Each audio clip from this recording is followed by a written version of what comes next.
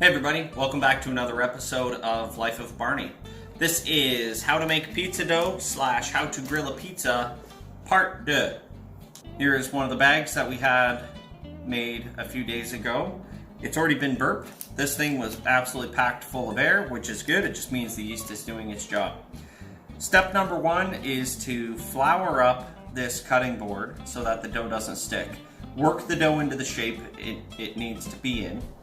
Then we're going to pull out from the oven where it's preheating the Weber pizza stone. It works better when it's hot. That's according to the instructions.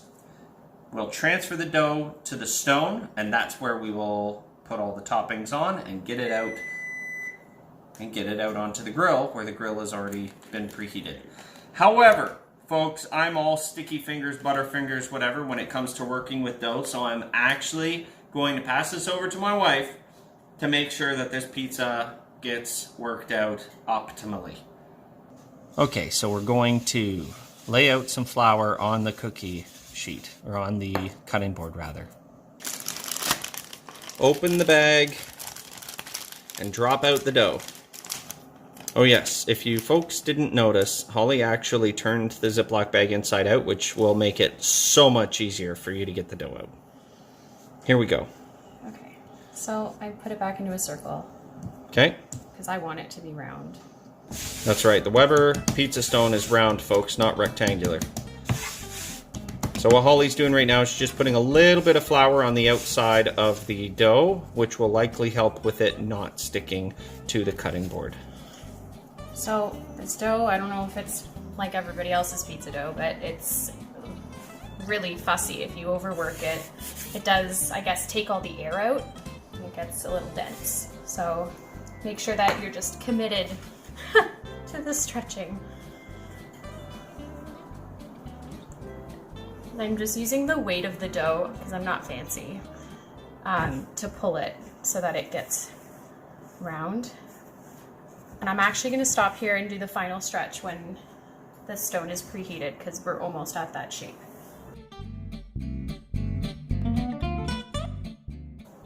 I do have a couple burn marks you'll see on my pizza stone.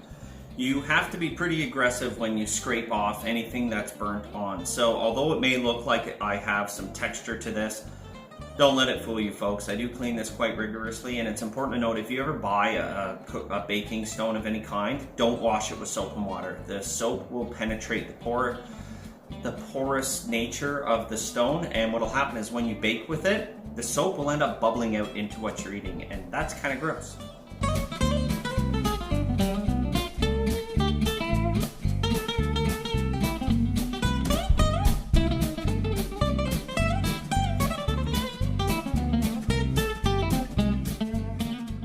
Okay, so I'm just bloop. Well, that's pretty. It's almost a circle. It's a little hardish. It is perfectly blooped onto the baking stone. Okay. That's homemade tomato sauce, which we boiled down the other day and added some seasonings to make it homemade pizza sauce.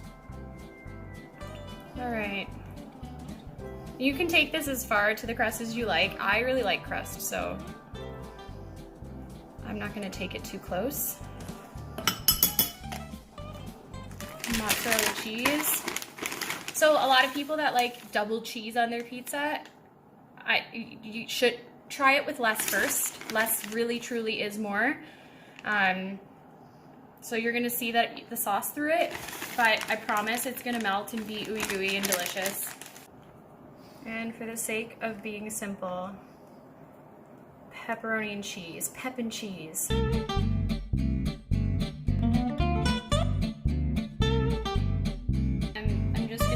The crust so that it is beautiful and shiny and lets things stick to it, because I'm also going to salt it. What kind of oil are you using? I think this is avocado oil. Gotcha. So it's good for high temp. It's got a high smoking point. And Himalayan salt for the crust, and that is ready for the Weber. Hi, it's me again. It's time to get this onto the grill. Boom.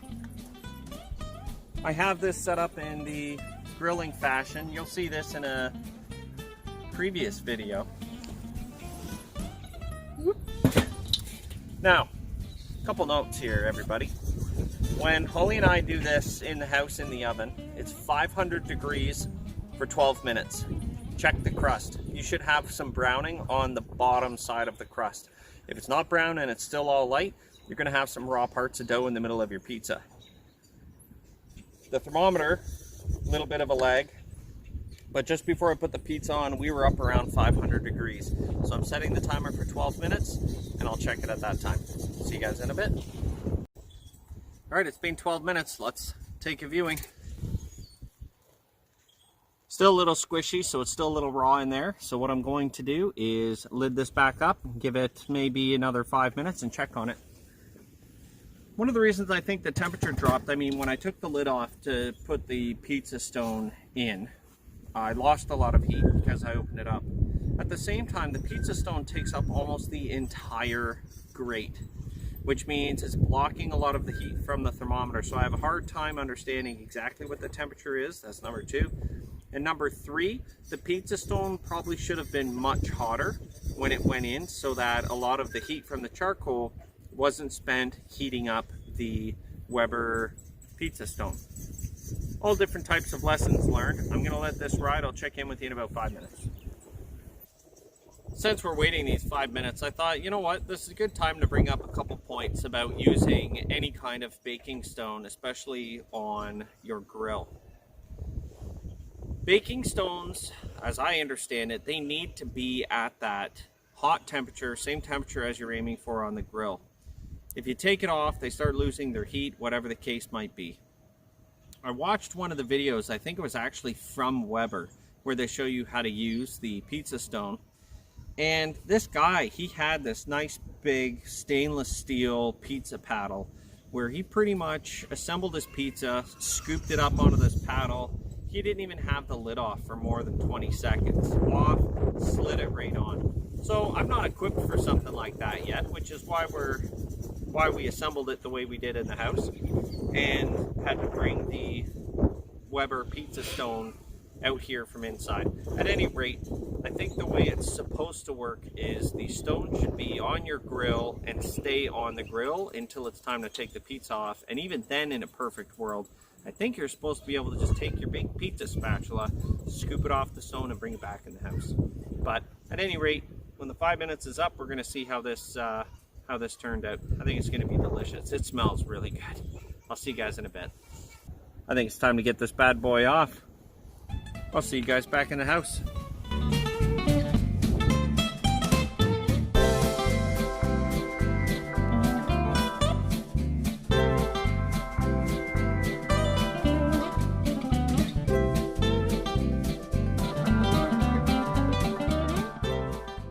Homemade pizza on the grill using the Weber pizza stone.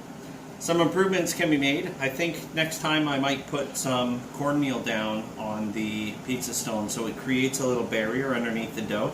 This was pretty hard to get off, but otherwise it smells great. It has that grilled smoky flavor to it, even though I didn't put any wood chips on it. You know how things are when you use a charcoal grill. It smells fantastic. It looks amazing. It's piping hot. I can't wait to cut into this thing, folks. In the meantime, keep grilling, keep smoking, get out when you can, and just because we're locked up inside doesn't mean you can't get out and cook something on the barbecue. Slap the like button, subscribe if you haven't already. If you have any tips or tricks for how you like to grill pizza on your barbecue, let me know down in the comments section. I'm glad you guys are watching. Thanks a lot to the subscribers. I really appreciate you guys supporting my work, and special thanks to my wife Holly for helping me out on this one.